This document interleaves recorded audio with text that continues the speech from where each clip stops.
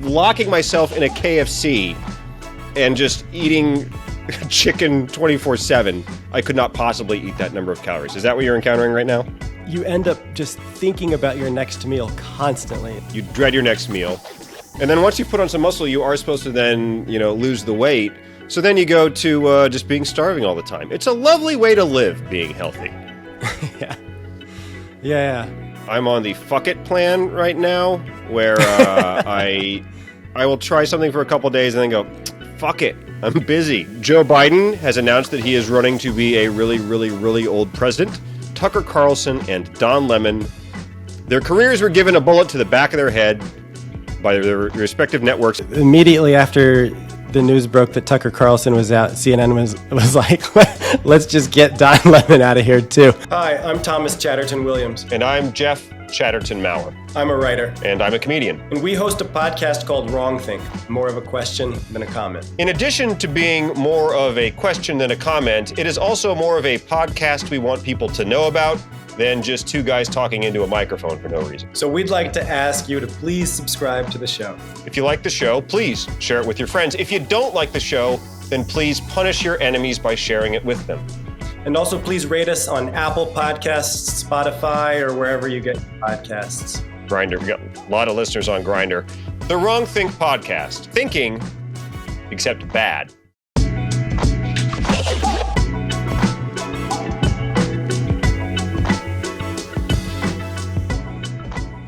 Thomas Chatterton Williams. Can I call you Tom the Chatterton Dragon? Because you sort of live by the sea. You live within a couple hours drive of the sea. So I think that Paris is landlocked. Paris is landlocked. But near the sea. The Seine runs to the sea, does it not? I believe it does. I wouldn't bet my life on it, but I'm pretty sure it has to be some type of tributary. My feeling is Tom the Chatterton Dragon is just too good of a name to pass up. I'm dying to use it, so I'm willing to fudge Paris's proximity to the sea for that reason. Is that cool? Yeah, don't let the facts get in the way of of a better story. I agree. TC Dubs, how's it going? How's your week been?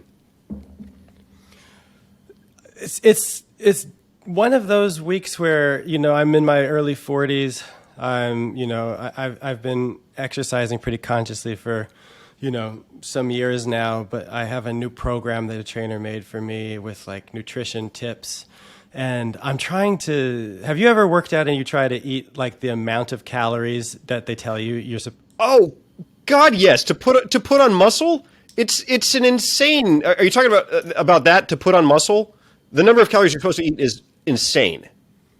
It's hard, bro. It's really difficult. When I learned the number I was supposed to eat to put on muscle, I was like, to hell with it. I'm just going to eat as much as I can, because sort of locking myself in a KFC and just eating chicken 24/7, I could not possibly eat that number of calories. Is that what you're encountering right now?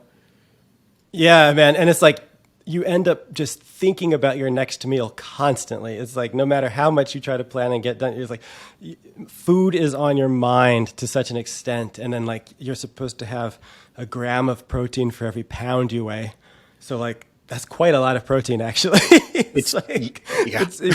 Every meal is there enough? Is there 40 grams of protein in this meal, or I have a deficit now? It's at lunchtime and I'm already at a deficit. Are you doing it? Because I never was able to do it. Like I said, I just consigned myself to, all right, as much as I can get. I never got there. Are you doing it? Yeah, I've been pretty much doing it for the past week and change. This new eating. I've maintained the exercising pretty consistently, but I'm making a new sustained effort to eat the way that you need to, and a very difficult component of it as well is that I'm supposed to drink 4 liters of water a day, which is another job in itself. 4 liters of water every day. 4 liters of water is a full-time job. It's a lot. But it has the unanticipated benefit of when you're that hydrated, you don't even want to drink alcohol as much as you used to. So it has this all around healthifying effect where you drink less alcohol, you drink more water, sleep better. Yeah. So, I'm always full. I'm constantly at the grocery store, but I'm feeling good. That's a long-winded answer to your question. Yeah, it's completely opposite of dieting. You just dread your next meal. You dread your next meal. And then once you put on some muscle, you are supposed to then, lose the weight. So then you go to just being starving all the time. It's a lovely way to live, being healthy. Yeah.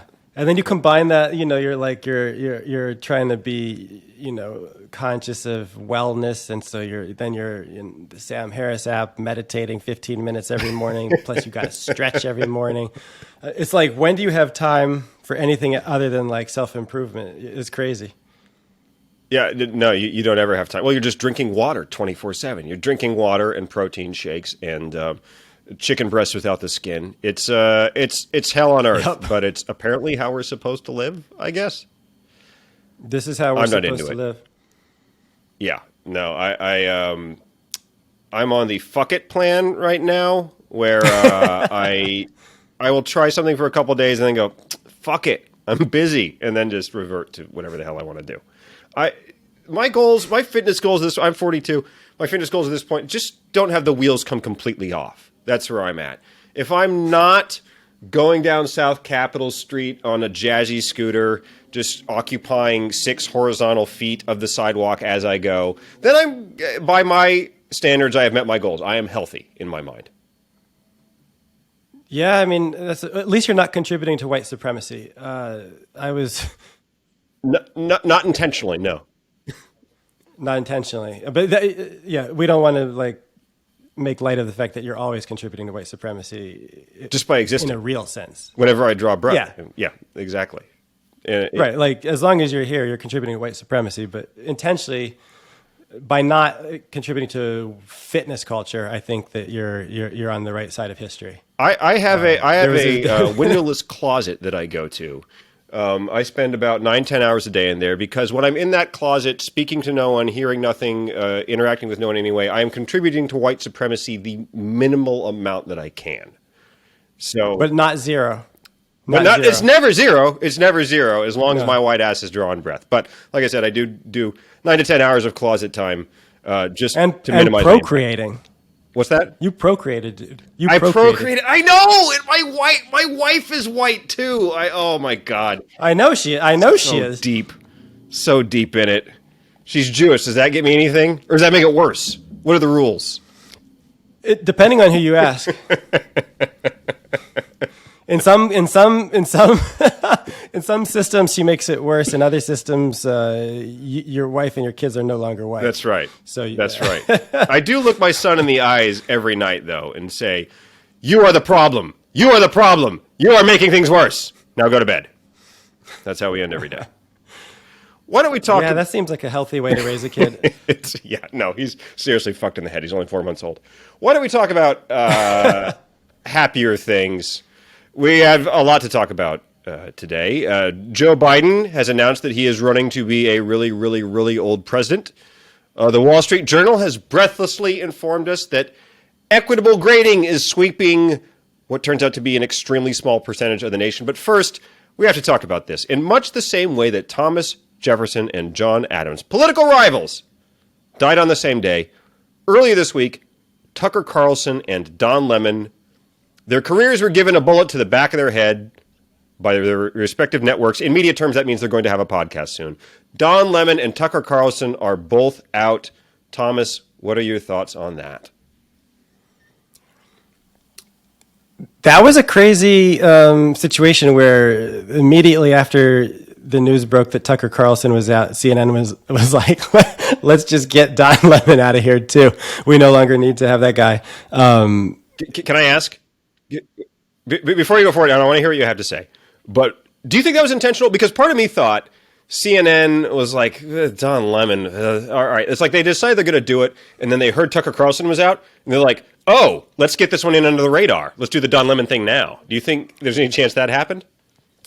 I think that can't be completely discounted. Okay. That makes sense to me. I mean, I know Don Lemon had basically said this extraordinary thing several months ago about the Nikki Haley thing. Nikki Haley. Yeah.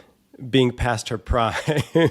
And it was one of these amazing gaffes because it wasn't just that he said something offensive, but it seems that he fundamentally, really profoundly misunderstood what people mean when they say a woman is past her prime. And it seemed that he was confusing, competence in a professional scenario with fertility, childbearing capabilities. Yeah. And even when he was challenged, he really powered through that mishap and said, I'm just saying what the knowledge is out there. You can Google it. A woman's in her prime, in her 20s, 30s, and maybe 40s. It's not me. I don't blame the messenger.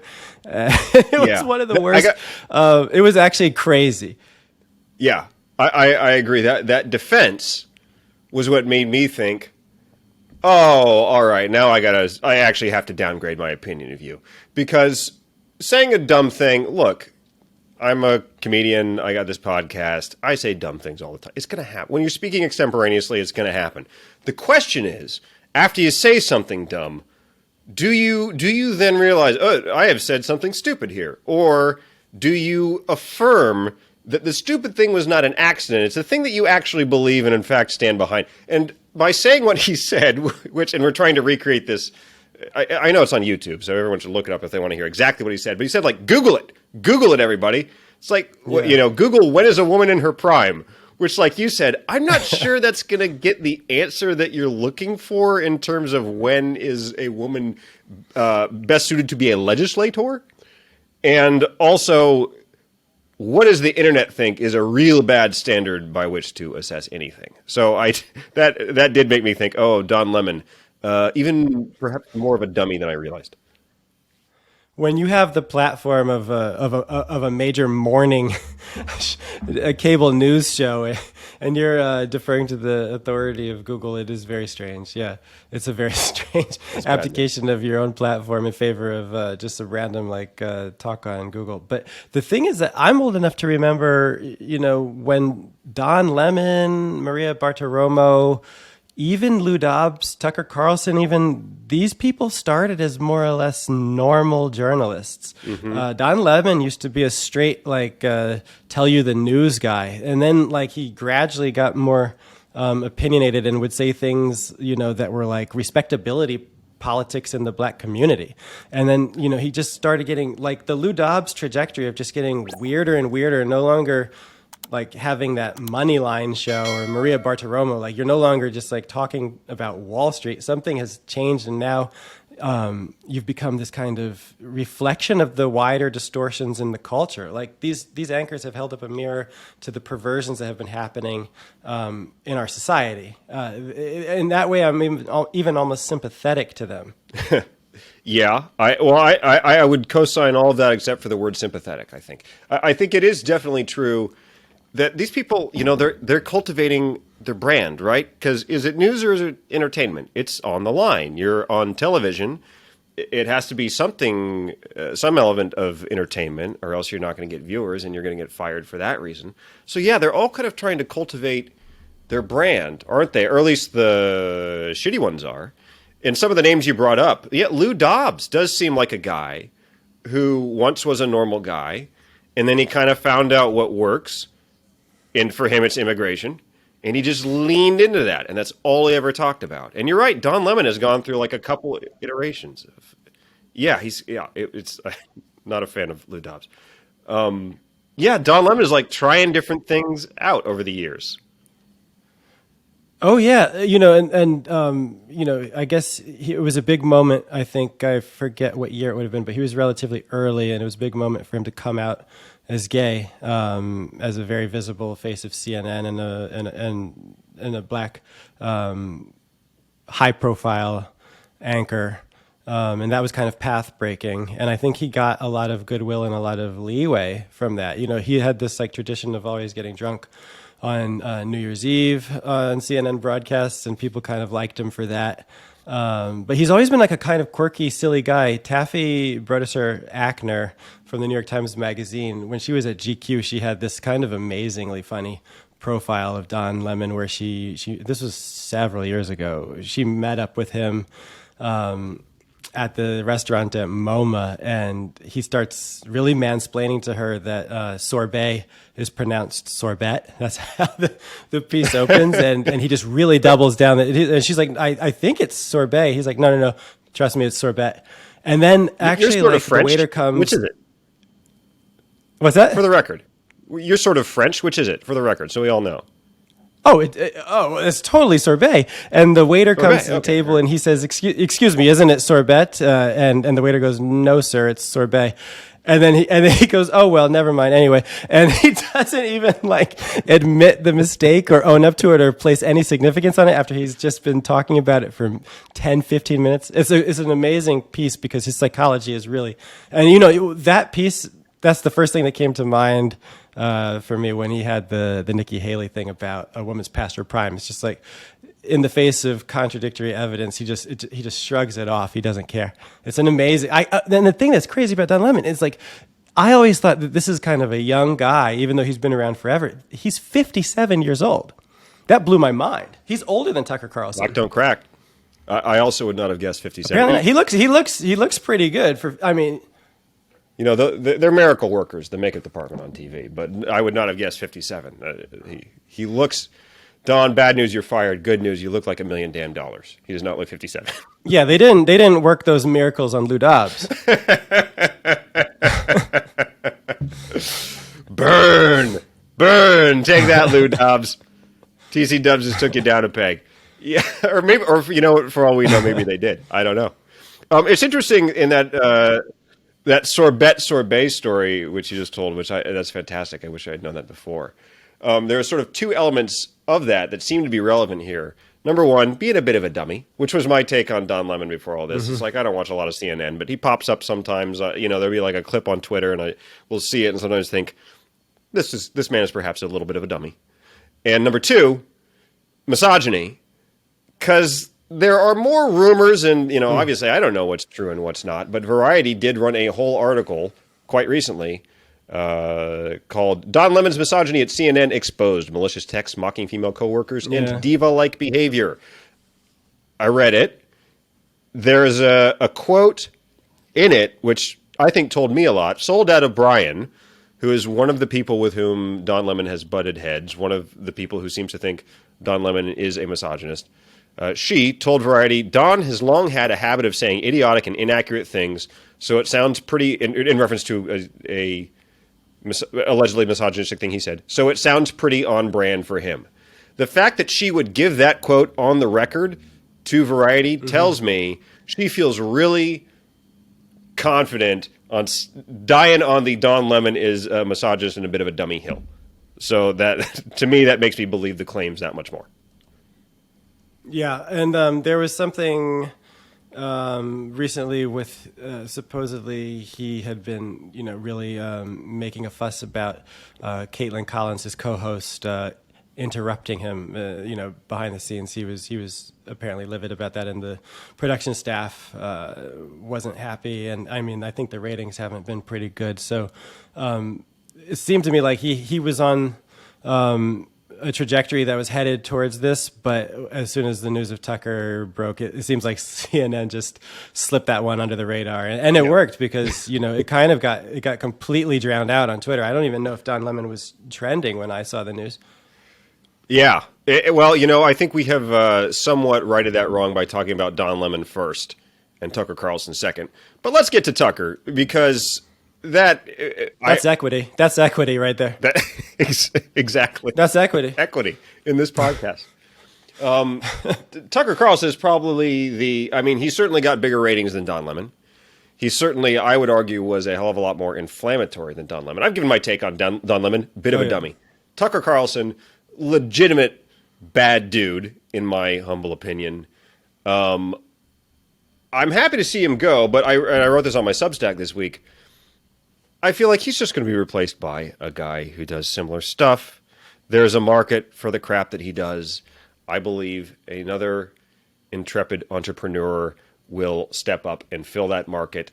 Long story short, I don't think a whole hell of a lot is going to change. I don't think we're rid of his viewpoints, much as I wish that we were.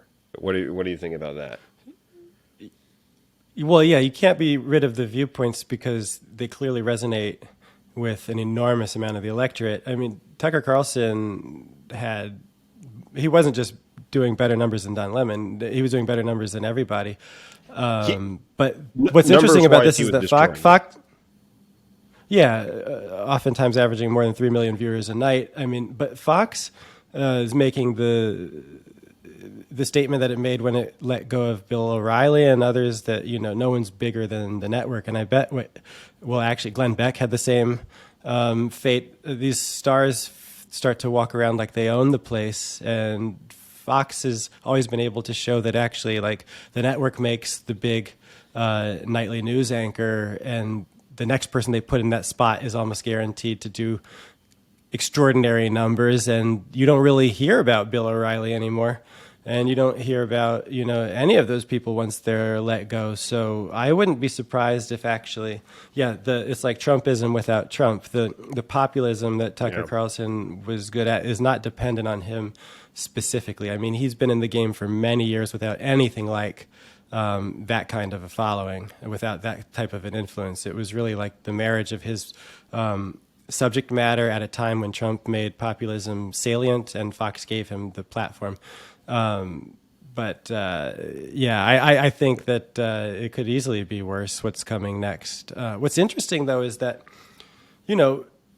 Tucker Carlson was somebody like, I was not invited to be on the show, but had I been invited, I wouldn't have gone on. Sorry. It was a line. It was a line at which I thought, like, I wouldn't just sit down and talk with him. Personally, for me, but I don't, find his show to be contributing something positive to the social fabric of American political discourse. But with that said, it's not that you can't write a nuanced piece about what he sometimes was able to get right. Just like you could still write a nuanced take about, Trump actually isn't wrong on every single issue that he ever touched. And so it was really shocking to me is that the American Prospect magazine, a magazine from the left, two journalists there published a piece that, acknowledged that, Tucker Carlson skirted into a kind of white nationalist, anti-immigrant, great replacement kind of discourse, and lots of other kind of, flavors that are distasteful to liberals and progressives.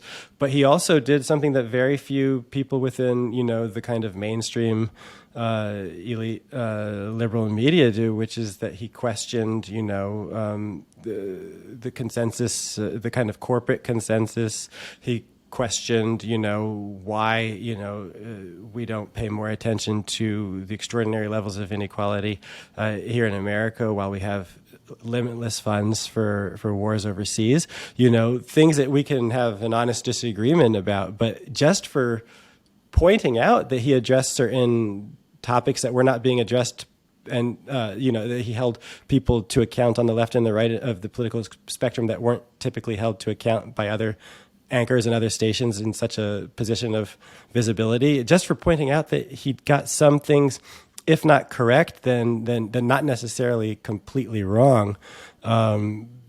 This publication, The American Prospect, and the journalists who published the piece and the editor who commissioned it were just destroyed on Twitter in a way that made the editor have to, publish one of these, terrifying and soul-crushing accountability statements. Oh no! Did they do one of those? Oh yeah, man. I knew the first part of the story. I didn't know about the accountability. Oh God. Oh man, it's just like, it's really. I can read a little bit of it. It's just really, really, yeah. It's really just depressing, man. It's like I certainly knew this would be controversial, but it is my job as an editor to make sure that whatever journalism or opinion we publish upholds our mission of better understanding the structures of politics and power. I don't think we quite got there with this story. So the guy just, spends two kind of hand-wringing paragraphs just throwing his own journalists under the bus to appease, Jamel Bowie and some other people, at other publications. And it's just, this is part of the whole entire problem. And everybody reading that knows that, this is not in service of the truth. This is in service of the same thing that we have a problem with Tucker Carlson doing, just kind of appeasing the echo chamber. It's just like, it's all indicative of. Yeah, it's like they learned nothing from the James Bennett thing when the New York Times subjected the Tom Cotton piece to a second review. And on second thought, that was not up to our journalistic standards. And this is not about caving to our employees. This is about, we thought about it some more, and we realized, you know what, this is not up to our journalistic standards. Like, Jesus Christ. Number one, you're not fooling anybody. Number two, have some spine. You have to stand up for your reporters. Well, that's the word. Spine? Yeah. That's what's missing. It's just extraordinary. I'd like to say I'm surprised they got blowback for that. I'm not surprised they got blowback for that, because we do live in this super simple binary world where, Tucker Carlson's one of the bad people, and therefore the only thing you are allowed to say about Tucker Carlson is that he's one of the bad people. The point they're making in the article, it seems so it's non-controversial. I've already, in this very podcast, said I think Tucker Carlson is a bad dude, but nonetheless, it doesn't mean he's wrong about everything. And in fact, I think often when you have strong disagreements with somebody, and really strong disagreements that are the product of very different worldviews, if you can find those things that you do actually agree on, that's valuable. That's not a bad thing. That's a good thing. I'll say this about Tucker Carlson. There is a part of the right that is really hawkish. And when it comes to places like Iran, the John Bolton types, they are really beating the drums for wars with Iran. Tucker Carlson is not. So there is a place where Tucker Carlson, or at least the Tucker Carlson character that he plays on Fox News, and I agree in that I do not want us to stumble into a war with Iran. So there. I've just identified a place that Tucker Carlson and I agree. Isn't it almost certain that with anyone who has a large number of opinions, you are going to agree at some point? You're going to find something where you overlap, broken clocks right twice a day, that type of thing? Absolutely. It's disappointing that it's controversial to say that. Absolutely. And the reason why it's controversial is this tendency that has really made productive disagreement and discussion all but impossible. It's this idea that, I've talked about so much in the past few years, that, the lens of social justice is the only lens through which any event, idea, policy, any aspect of our shared reality can be observed through. So Tucker Carlson might have something to say about, compassion for truck drivers being put out of work by automated, AI-powered, electric Tesla delivery trucks. But that doesn't matter, and compassion for working class people being put out of work doesn't matter, because the only lens through which we can judge whether he has something to say or whether it's okay to take his point of view seriously is the lens of social justice, and he's talking about white people being replaced by immigrants from Latin America, and so therefore he's out, and nothing else can be examined on the merits that have anything to do with something that doesn't touch on the fact that he is a white nationalist adjacent xenophobe. Yeah. And it's like, I think xenophobia is bad. It's obviously bad, but it's not the only bad in the world, and it's not the only thing I can think about at any given time. Just like racism is obviously bad, and it has impacted my life, but it's not the only thing that's ever impacted my life adversely. And some people who have had racist ideas have also had ideas that have contributed to aspects of reality that I value very much. So, it's just this idea that, that because he's wrong on aspects of social justice orthodoxy, an article can't even explain his larger significance because that context is irrelevant. I think it's really poisonous, and it's kind of crazy for the left to be, the so-called thinking side, and to be so willing to turn their thinking caps, or I'm getting this metaphor all crazy, to take their thinking caps off and lock them in the closet or whatever.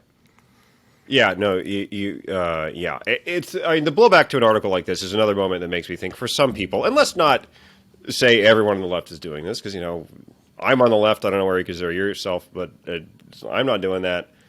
Let's not say everyone on the left is doing it, but for a lot of people I'm on the left too. Yeah, I'm not. Yeah, liberals anyway. For a lot of people on the left, it's just about virtue signaling. With the second Tucker Carlson comes up, you kick into your Tucker Carlson is bad program and you shake your fist. It's the 2 minutes hate in 1984 and prove that you hate Tucker Carlson more than the person standing next to you. And if you acknowledge anything like, oh, well, he was right about the truck drivers, then you're not doing the hate as well as everyone next to you. It's sick. It's not good, and we should not do it.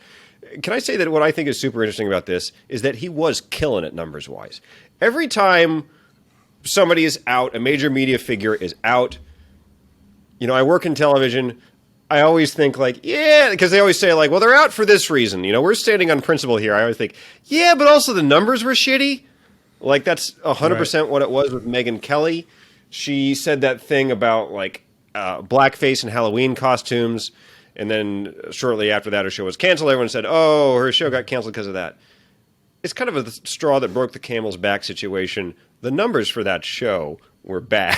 And what I hope everyone understands. I hadn't realized that. I hadn't realized that.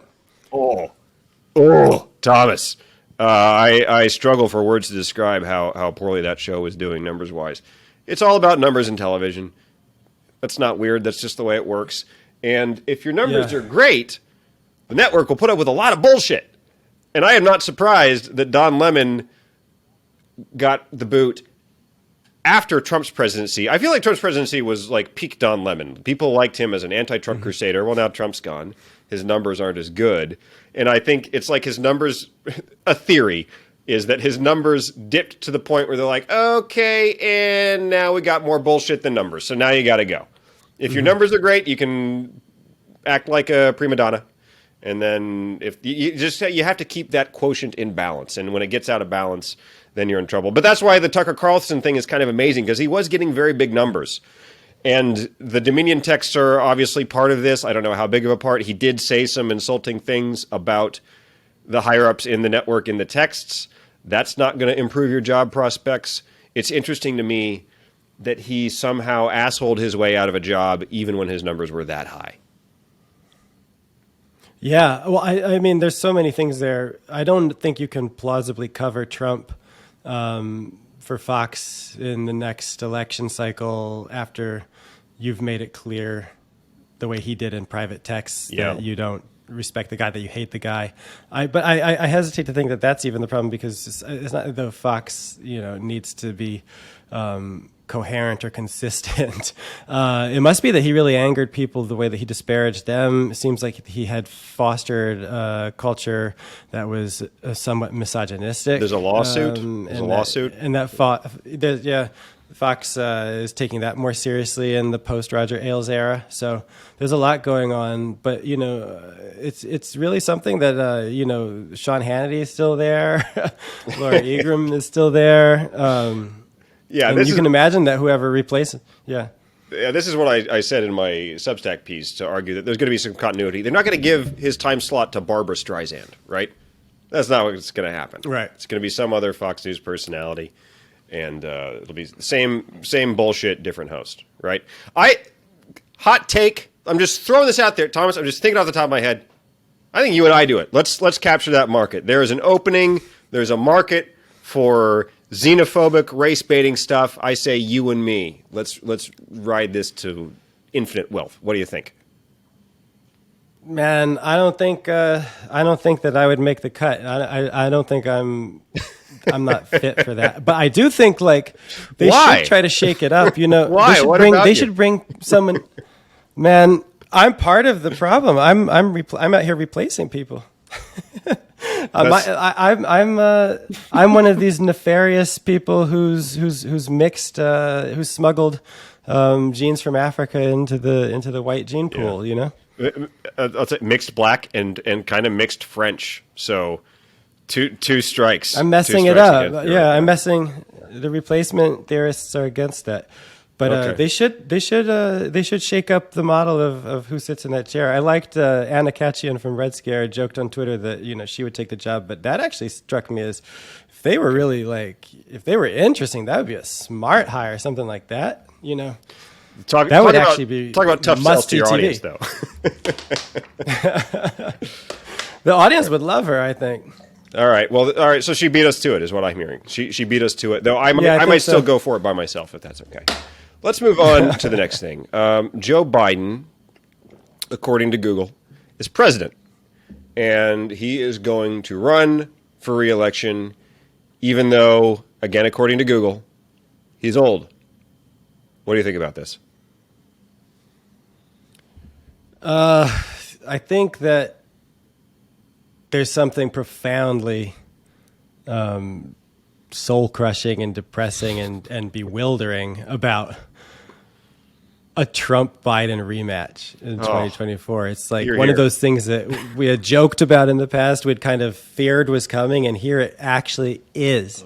It's going to happen, and it's just kind of unbelievable. Like we're a nation of 300, almost 30 million, maybe more than 330 million people. Yeah. We can't produce anybody more compelling on either side, anybody with a bit more energy. It's just scary to me. I 100% agree. It's weird. With, in 2020, we knew these are two historically unpopular candidates. The only election cycle with more unpopular candidates, I believe the polling said, was 2016, when it was Trump and Hillary Clinton. And yes, if we go back to the same two, it is worth asking why. At least with Joe Biden, I understand why. He is the incumbent president. This would be a total non-story if it wasn't for his age. If he was even a decade younger, it's like, yeah, he's the president. His first term is coming to an end. He's going to run for a second term. Dog bites man, right? It's only because of his age. Yeah, if he does run against Trump, then it is like, folks, what are we doing here? And you said profoundly soul crushing. Those are exactly the words I would choose as well. And I like Joe Biden. Yeah, I man. like Joe Biden. I think I he's like a pretty him good too. president. I just think I wish he was younger. I'm not thrilled about the age, and it's not the number. It's that I'm watching the guy, and he is clearly not at 100%. He doesn't speak to the press, man. No, he doesn't. He doesn't speak to the press. That's a problem, whether it's somebody representing your side of the aisle or the other side of the aisle. It's crazy. We can't have a democracy where the president just goes such long stretches of time without being able to face a question. It's like disrespectful in a way. But we know why. He's not trying to be disrespectful. He's not up for it, and that's terrifying. That's really terrifying. Well, I don't know, man. Maybe let me throw out there that I think some who work at press in the White House have deduced that you just don't win by giving press conferences. You only lose, It's just walking through a minefield. Are you going to step on a mine or not? The safest play is to just not walk through it. Yeah, but that's the game. That's the game. You're the president. You're the president.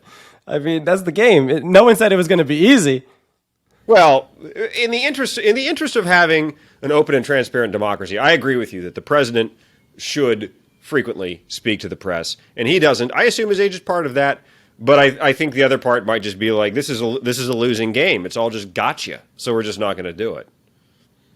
I mean, the same people that are keeping quiet about Biden doing that were complaining to high heaven when Trump had the same mentality. So I just think that we often, have a double standard that's really,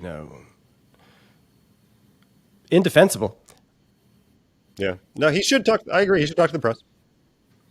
Yeah, I'm not a fan of President Macron particularly, but, when he has had really bad relationships with voters, he's actually hit the road and done just marathon tours of speaking in small town halls and getting out there and letting actual flesh and blood French voters berate him, question him, and he's had the kind of energy and stamina of like, I don't know, of like a superstar grad student that is really impressive. And it actually did make some people sympathetic to him, especially during the Gilets jaunes uprisings. I mean, it was just, there was something remarkable about a president just being out there and not giving up. And Joe Biden can't even sit for an interview. It just feels to me like, man, and I know it's the least you could do, and he doesn't quite have the energy for it. So I just don't see how he gets on the campaign trail.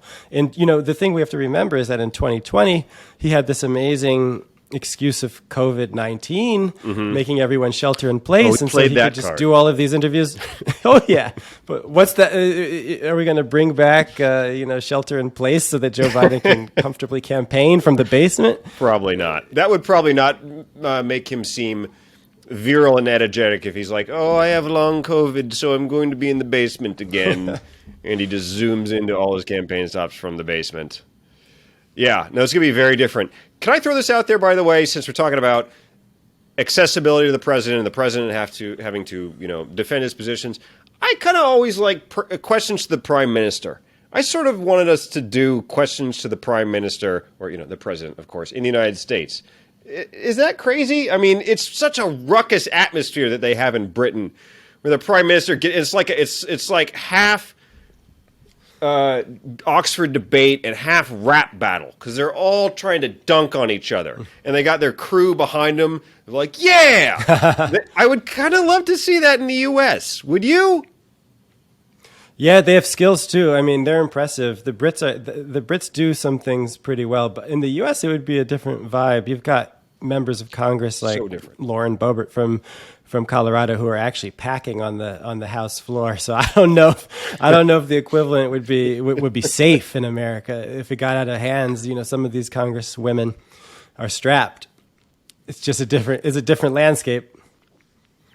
Perhaps I don't know. It's kind of something I always wanted to see.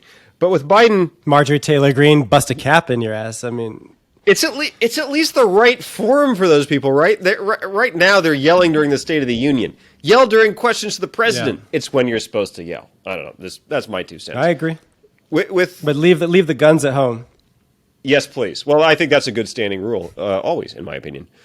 But with Biden, I have written that I kind of wished he would just sail off into the sunset, because I do have concerns about his ability to do the job at the end, because we got to realize, like, we're talking about, he's going to go through the beginning of 2029 if he wins. He will be 86 at that point. Jesus, I feel like he's hanging in there okay now. I voted for him in 2020, thinking, okay, yeah, he can make it to 2024, and I still feel that way.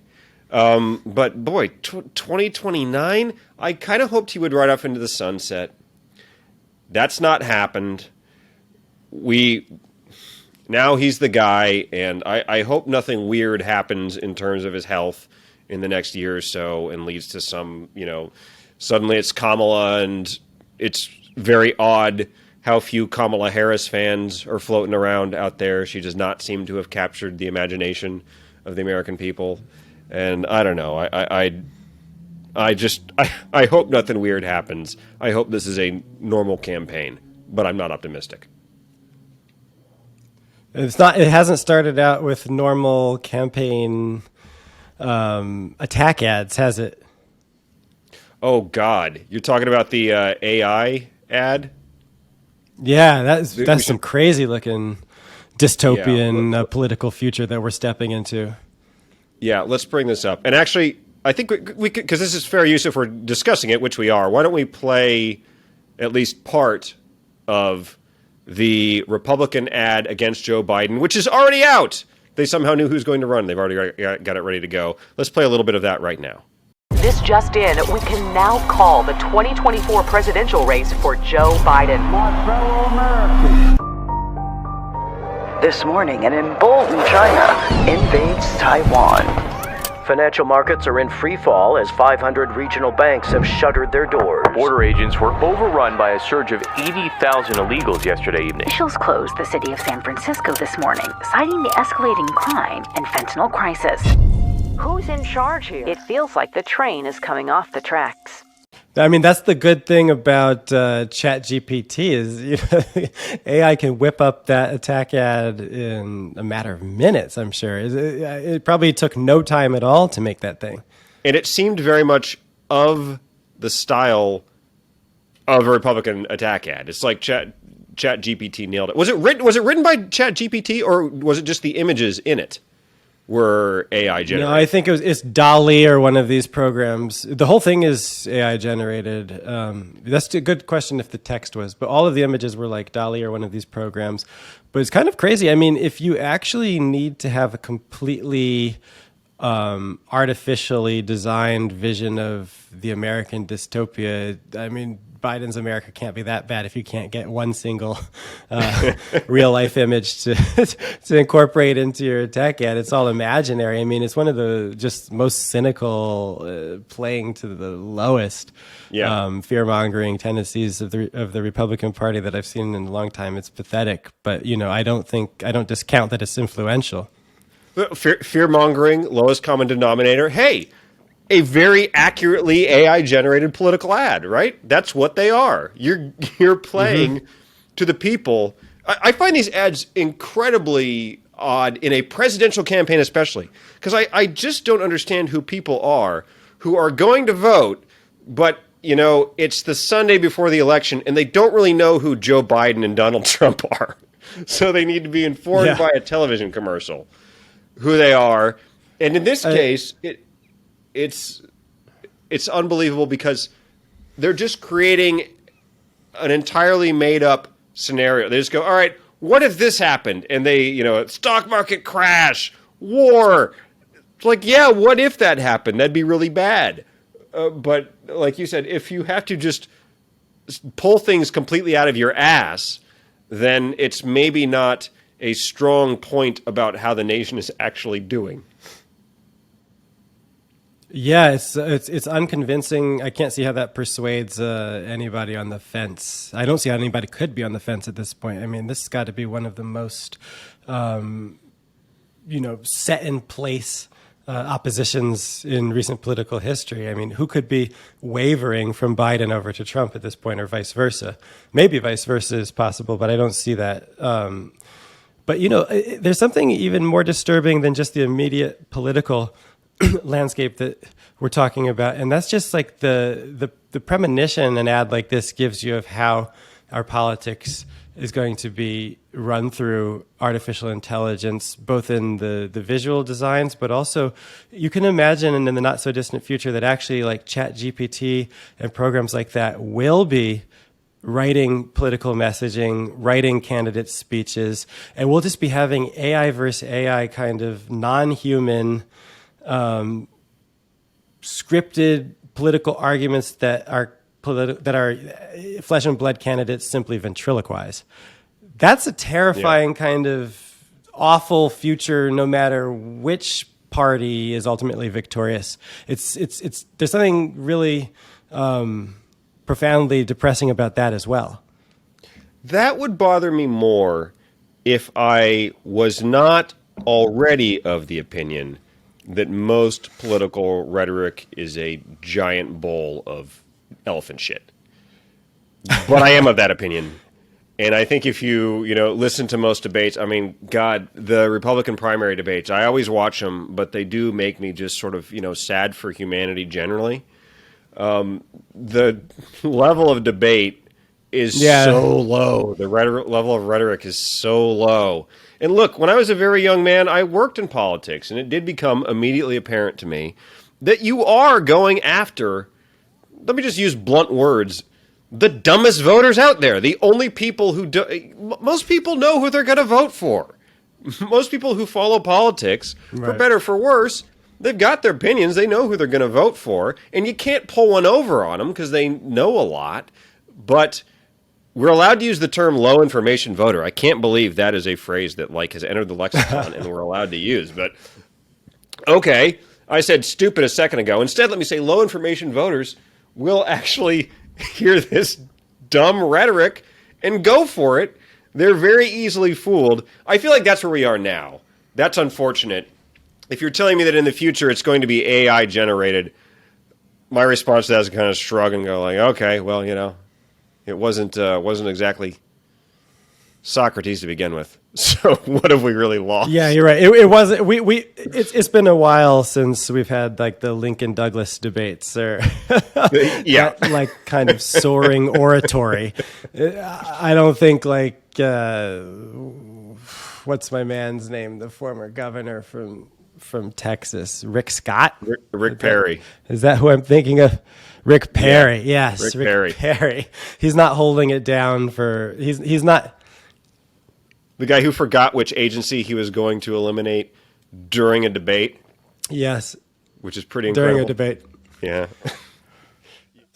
Yeah, it's not Lincoln Douglas level. No, it's not. Let's move on. The Wall Street Journal this week had an article about equitable grading. Equitable grading, I'll bet most people can hear that phrase and guess what it is. It is, and I will try to summarize as best as I can here. It's a bunch of hippy-dippy grading stuff that's kind of, let's not take participation into account. Let's not take attendance into account. Let's give students more time to finish a paper if they need to. Various, and it varies, but just various methods of giving students more latitude in a number of ways. The Wall Street Journal says this is kind of sneaky the way they do this. They say this is happening in dozens of school districts. I would point out that there are about 13,800 public school districts in the United States. So to say this is happening in dozens of school districts, look, the stuff that they describe, in my opinion, it's pretty dumb, hippy-dippy grading bullshit. I'm not a fan of that. There are a lot of things they describe. I'm like, I don't think that's going to work. But I also, that's my first thought. My second thought is the Wall Street Journal is inflating how prevalent this stuff is. It's in dozens of districts. Okay, again, 13,800. And they also say at one point, this is an exact quote, equitable grading can take different forms. So, okay, we're not talking about an organized movement here. We're talking about just kind of being a squishy hippie weirdo as a teacher. I think they're kind of maybe trying to scare us a little bit too much. Nonetheless, a lot of this stuff is kind of, again, like this sounds like a bad idea from a grading perspective. Thomas, you're in academia. Do you have thoughts on what they're doing and how bad it is or good? Well, I do think, you're right to point out that, it's not, this is not necessarily coming to a school near you anytime soon, but it is actually more prevalent than I think a lot of people realize, and this kind of mentality takes shape in different forms, in different ways, and it's kind of, there's an ethos to, there's a momentum to the idea that equity is the ultimate goal in all aspects of social life and in all institutions, and that could take a variety of forms, one of which is the idea that grading itself is exclusionary. So it kind of introduces a paradox, which is that you can't have equitable grading, actually. Like grading is hierarchical. Yes. By the phrase itself sounds like an oxymoron. Design, by definition. Right. It is. I mean, and there isn't actually something inherently wrong with every form of hierarchy. I don't think that we want to live in a society where we lose track that some people perform certain tasks better than others, and not everybody performs every task equally well. I think grading in a way that takes into account the fact that certain students have, levels of poverty that are difficult to overcome. There's a place for human compassion that doesn't throw out the idea of meritocracy. I don't think that this is necessarily. I'll put it this way. I don't think that it's necessarily the biggest problem in the country right now, but I'm probably more disturbed by it than you are. And one thing that struck me is that the journal did say that one guy named Joe Feldman, an Oakland, California-based former teacher and administrator who wrote a book in 2018 on grading for equity, has been selling his program all across Albuquerque to the tune of $750,000. It seems that there's quite a lot of money to be made for somebody that latches on to certain terminology and has a program, to let people have the kind of you can assuage your own guilt, and you can feel better about whatever's going on in your district if people aren't performing well, if you kind of sign on to these, you buy these indulgences essentially. Yes. And it's part of a larger 100%. You can inoculate yourself. You can inoculate yourself to somebody who shows up at a PTA meeting and says, "What are you doing about equity?" You can say, "Oh, well, we, whatever it is, bought the materials, had a session with, are consulting with the equity guru dude, who, like you said, this guy from California." Robin DiAngelo, obviously education is not her thing, but she's in this area. By the way, Thomas, my proposal for us, if the Tucker Carlson replacement thing doesn't work out for you and me, we should definitely get in on the equity grift, because this guy is proving once again there is a market for this stuff, and I don't know why we are so blind to these markets. But yes, you can always say, "Hey, don't get mad at me. We checked that box," and I think that's a lot of what's going on here. Yeah, the best analysis came from a senior at Ed W. Clark High School in Las Vegas named Samuel Huang, who said the grading changes provide incentives for poor work habits. He himself is a straight-A student headed to the University of Chicago next year. And he said that even classmates in honors and advanced placement classes are prone to skip class now unless there is an exam. There is an apathy that pervades the entire classroom, he said. And, I don't know. He's right. I mean, if you tell me that you can hand in a paper when I say it's due, or if that doesn't work for you, you have until the last day of class to hand it in. Man, there goes then the you're whole gonna, class. yeah. And if you tell me that attendance doesn't matter, I mean, I'm teaching at the university level, and the number one thing I have to stress is that attendance is mandatory. Your grade will tank if you don't show up to class. Because were I to say that it's negotiable, it's not mandatory, even highly motivated university kids who are paying an arm and a leg to be at school that they don't have to be at would not show up. Their parents are paying an arm and a leg for them to get their parents are paying an arm and a leg for them to get the education. If they're like me, they're there because they don't want to be at home anymore and they don't want to go into the Navy. So college it is. And you're hanging out, and then the classes, it's the thing you do because you have to do them. Except if you don't have to do them, then, that's going by the wayside. I want to say... Let me ask you this. Yeah. How would you feel if you were getting ready to go into the operating room and they told you, well, here, your surgeon will be with you momentarily. She graduated. She was an equity-based A student and got into medical school based on a new equitable understanding of the MCATs, and she'll be right with you for that heart surgery you've been waiting for, or your pilot, passed flight school with an equity-based agenda. I mean, I don't think that most of us would go back to a kind of understanding of the meritocratic way of getting through flight school, I think. Yes. I mean, certainly in that scenario, my first response would be, oh, God, why am I still conscious?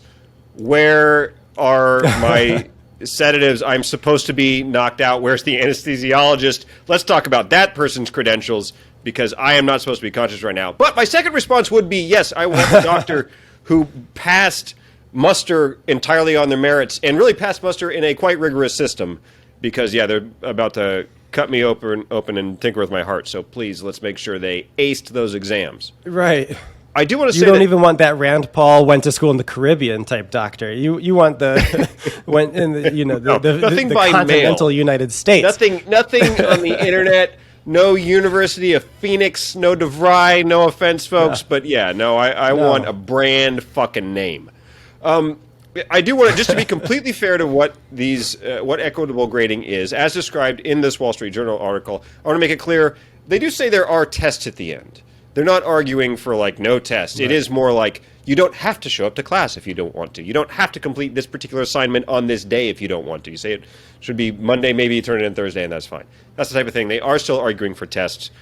I do agree that if you think attendance is important, if you think hitting deadlines is important, then the second you say, all right, those aren't part of your grade, then those go out the window. And I do want to mention that I have a very strong opinion on squishy, hippie grading systems, and that is I do not like them. And that is because I attended the Evergreen State College for the freshman year of college, actually the first 2/3 of freshman year. And some listeners might know. That's where Brett Weinstein was, right? Indeed, yeah. That's where he started out. Yeah. And it's that type of place. Yeah. If you know the whole Brett Weinstein story, or at least the beginning of the Brett Weinstein story. Yeah. Yep. Oh, yeah. Evergreen State College, that type of place. Very, very, very lefty environment. And they do not have grades. They do not have grades. You have written evaluations. They are utter bullshit. I had a friend, and he was a good friend of mine. Like, we were roommates. We were in the same little, we didn't share a room, but we shared, like, a bathroom and a kitchen, right? He didn't say a word, literally, not one word during seminar all quarter, and then participates in seminar with vigor in his written evaluation. And that, I felt, was the biggest moment of hard proof I could ever come across that these evaluations are just utter bullshit. So I don't like the squishy grading systems.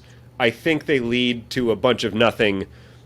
They are describing some systems here that if they popped up in my kid's school, and my son is 4 months old, so he doesn't go to school, but one day, if they were to pop in my school, I would go, hang on a minute.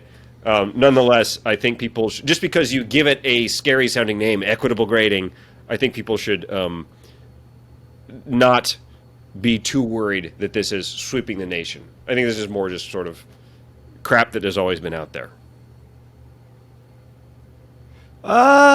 See, I really got to disagree there. I don't think that this mentality has always been out there. I really feel like it may, I think I partially agree with you. These are scaremongering stories for sure that, are catnip for readers that want to be incensed, based on aspects of our contemporary reality, but not representative of the totality. But I do think it's new. I don't think that these mentalities were really something that were even fringe to this extent when, for example, I was in middle school or in high school. It just wasn't on the table that you would, even in the kinds of schools where you had students that really were struggling with a lot of socioeconomic difficulties and setbacks. I don't think that it was. I mean, even my friends and I, some of whom were bussed in from inner city Newark, and were certainly juggling a lot outside of school. It wouldn't have occurred to them to say that the grading system was structurally unjust because they had to take care of their sister after school and their mother was not home. This just wasn't in our grammar to conceive of things this way, and we didn't have this kind of resort to a language of equity talk. That has penetrated the mainstream kind of recently. There is, by calling it equitable grading, there is an implication that if you come from a disadvantaged circumstance, and there's obviously a racial element to that, you can assume that by somebody's race that they're coming from a certain circumstance, even though that's a really bad way to make assumptions. But there is this implication that basically the implication is that you can play the I'm disadvantaged card and get out of jail free, right? If you didn't turn the paper in on time, if you show up to class late, you can say, "Oh, it's because I'm disadvantaged." It's because, the example they gave in the article, I had to drop a sibling off somewhere else, or just some other. I had a job. I had a job in high school. Like I had a job or whatever. I did too. Yeah. I also would not have thought to say, "Hey, I couldn't do this because I was working at Wendy's last night." I wish I had thought to say, but you know what? If I had thought to say that, it wouldn't have flown. It wasn't in anybody's brain, and I also feel like teachers can't adjudicate like who has pressures and who doesn't. I mean, you're making the teacher try to be the arbiter of like what is an advantage circumstance and what's a disadvantage circumstance. I mean, what if the student comes in and say, "My parents had a huge fight last night." Okay, I can see how that would fuck with a kid's head, but you're gonna respond to all those claims all the time. There has to be a point where you say, "Look, either you got it done or you didn't." That being said, let me argue against myself. There's always like compassion in a teacher. There always is. My mom was a teacher for 40 years and is still, by the way, she's 73. She's tutoring here at DC schools. She is kind of the answer to the question, what do you do with a kid who struggles? Because what they do is they pair her off with the kids who need help with reading, the kids who need help with math. That's what you get. You don't get your own special grading system. You get Ellen Maurer tutoring you with your vowel sounds. So there is room for compassion. There is... Yeah, if you're lucky, yeah, absolutely. That's right. And if you're lucky, you get a committed teacher like Ellen Maurer. But I would go a little bit further and say that if you're disadvantaged, and if life is a bit harder for you, you actually really do need to overcome adversity and figure out how to get assignments in on time and how to handle the kind of juggling that you have to do, because it's not like the whole world is on the same page with the equity agenda, and that that's an the excellent difficulties that you face are just going to always be taken into account in every situation. I mean, many of the skills that would allow you to transcend the limitations of your condition when you're poor and when you're disadvantaged and when you're in a marginalized ethnic background are best served by mastering the kind of skills that allow you to have success in school when people demand the highest standards to be met, not when they kind of meet you where your difficulties are and change the standards because you've been dealt a hard hand. I really believe that. I know that that's not really what a lot of people want to hear, and that's kind of victim blaming is, I guess, the terminology for it now. But it's not blaming anybody. It's just, it's looking at what successful marginalized people have done throughout history. It's by mastering the kind of skills and discipline that it's true. People from more comfortable backgrounds don't always have to exhibit to get to the same place. But I don't know when we ever got the kind of idea that all of life could be engineered into being perfectly fair. It just doesn't seem to me that that's a reality in the animal kingdom. It's not a reality on any level of observable material existence. So why would it be a reality in human society? It's crazy to me. Yeah, no, I think that's an excellent point. That does seem to be perhaps the central flaw here, is this idea that you can correct for all of the world's unfairness and injustices, which are very real, sort of at the end of the process, when it comes to the grading, when it comes to the hiring, when it comes to something else, when you just can't. I sometimes feel like it's not just that doesn't work, it's also that almost feels like a bit of a cheat, because it maybe allows you to neglect actually fixing the problem, actually fixing, injustices, unequal access, because there are, unequal access in terms of, obviously resources, material wealth, geographic location, what's around you, what you have access to. It's better to work on those things than to try to engineer on the back end. Oh, hang on, you're from a rough part of town, so in fact you don't have to complete the history paper on time. And I think your point about, hey, you're going to have to learn this one way or the other, you might as well learn it now. I think that's an excellent one.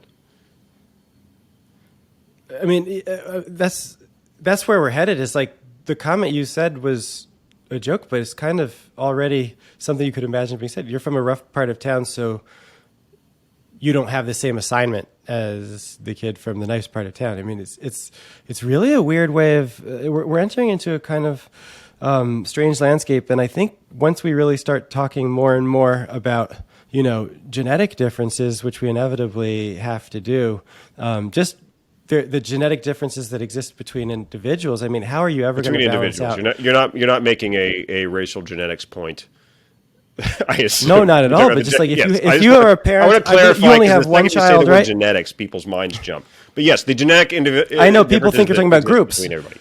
Yeah, not between groups, individuals. But yes. You're a parent of one child. As soon as you have another child, you realize that there's no equality in any measure within families. Two kids are never going to be equal at any given task, at any given demand on their attention, what have you. It's just not going to be able to. I know this with my nephews. Great kids, 2 boys, 2 years apart, different human beings. Different human beings. Yeah. Well, I think it's an excellent point that you got to learn it eventually, because as we have learned with Tucker Carlson, Don Lemon, or Joe Biden, if you're doing a bad job, people will boot you. So better to learn that sooner than later. Thomas, good talking to you as always. Good talking to you too, Jeff. Okay. See you Have a next good week. Take care. Bye. You too. Bye.